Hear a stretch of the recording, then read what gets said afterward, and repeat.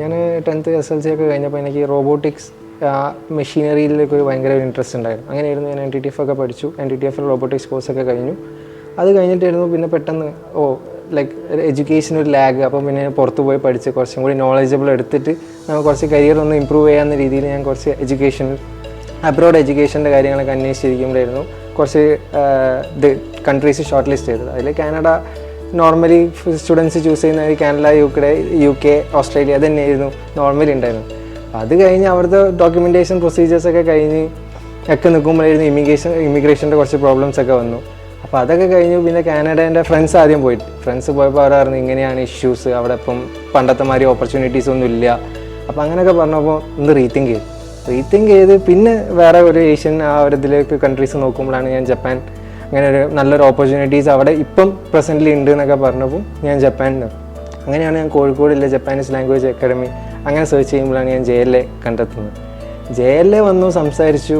First ടോക്കിൽ തന്നെ എനിക്ക് satisfied ആയി. സുബിൻ സെൻസെ ആയിരുന്നു ഞാൻ കണ്ടിട്ടുണ്ടായിരുന്നത്. ഫസ്റ്റ് ടോക്കിൽ തന്നെ സുബിൻ സെൻസെ എന്നോട് എക്സ്പ്ലെയിൻ ചെയ്തു തന്നു, ഇതൊക്കെയാണ് കാര്യം, ഇതൊക്കെയാണ് ഡിസഡ്വാൻറ്റേജസ് എല്ലാം പറഞ്ഞു തന്നു. അതിൽ ഞാൻ സാറ്റിസ്ഫൈഡ് ആയി. ഓക്കെ, എന്നാൽ പിന്നെ ജപ്പാനിലോട്ട് നമുക്ക് ട്രൈ ചെയ്തു. അങ്ങനെ ഞാൻ ലാംഗ്വേജ് ക്ലാസ്സസ് ജോയിൻ ചെയ്തു JLA. ലാംഗ്വേജ് ക്ലാസ്സസ് ജോയിൻ ചെയ്തപ്പോൾ നോക്കുമ്പോൾ ലൈക്ക് സ്മൂത്തായിട്ട് ലാംഗ്വേജ് നമുക്ക് അവർ പഠിപ്പിച്ചു. നമുക്ക് ഒരു ഇഷ്യൂസും ഇല്ല. സെൻസേനോട് എന്ത് ചോദിച്ചാലും, സെൻസെ എന്തെങ്കിലും ഇഷ്യൂസ് ഉണ്ടെങ്കിൽ സെൻസേനെ എപ്പോൾ കോൺടാക്ട് ചെയ്താലും നമുക്ക് JLA എനിക്ക് ഹെൽപ്ഫുള്ളായിരുന്നു പേഴ്സണലി. അപ്പോൾ അത് കഴിഞ്ഞു. ലാംഗ്വേജ് ഒക്കെ കഴിഞ്ഞപ്പോൾ അവന് വിസ ഡോക്യുമെൻറ്റേഷൻ കാര്യങ്ങളൊക്കെ JLA എനിക്ക് ഇൻട്രൊഡ്യൂസ് ചെയ്ത് തന്നു.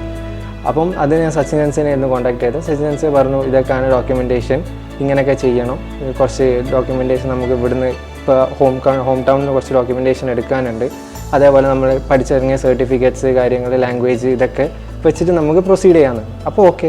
അപ്പോൾ ഇനിയിപ്പോൾ ഡോക്യുമെൻറ്റേഷനിൽ ഭയങ്കര ഏത് കൺട്രീസ് വേണമെങ്കിലും ഡോക്യുമെൻറ്റേഷൻ കുറച്ച് ഹാർഡാണല്ലോ.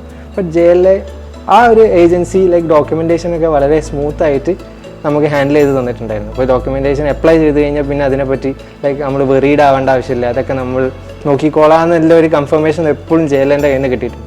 അപ്പോൾ അതൊക്കെ എനിക്ക് വളരെ ഒരു അഡ്വാൻറ്റേജസ് ആയിട്ടുള്ളൊരു പുറത്തോട്ട് നോക്കുമ്പോൾ വളരെ അഡ്വാൻറ്റേജസ് ആയൊരു കാര്യമായിരുന്നു എനിക്ക് JLA ഉണ്ടായിരുന്നു. അപ്പം JLA ഞാനിപ്പം ജപ്പാൻ ഞാനിപ്പോൾ ആരോടെങ്കിലും പ്രൊമോട്ടോ അല്ലെങ്കിൽ പഠിക്കാൻ പോകുന്ന എന്നോട് പറയുകയാണെങ്കിൽ ഞാൻ എപ്പോഴും JLA ആണ് ഞാനിപ്പോൾ പ്രസൻ്റ്ലി ഞാൻ റെക്കമെൻഡ് ചെയ്യുള്ളൂ. Thank you.